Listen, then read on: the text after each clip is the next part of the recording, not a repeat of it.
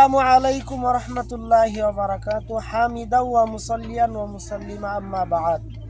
দেশ এবং দেশের বাহির থেকে যারা আমার এই ভিডিওটি দেখবেন, আমার হাতে যে গাছটা দেখতে পাচ্ছেন এই গাছটার নাম হলো বামুজ গাছ। ছোট ছোট বাচ্চাদের গলার ভিতর শরীরে এরকম ছোট ছোট ফুসকা দেখা যায়। এই গাছটা এরকমভাবে এখন সচরাচর দেখা যায় না, তো বিভিন্ন জয় জঙ্গলার ভিতরে আপনারা দেখতে পাবেন।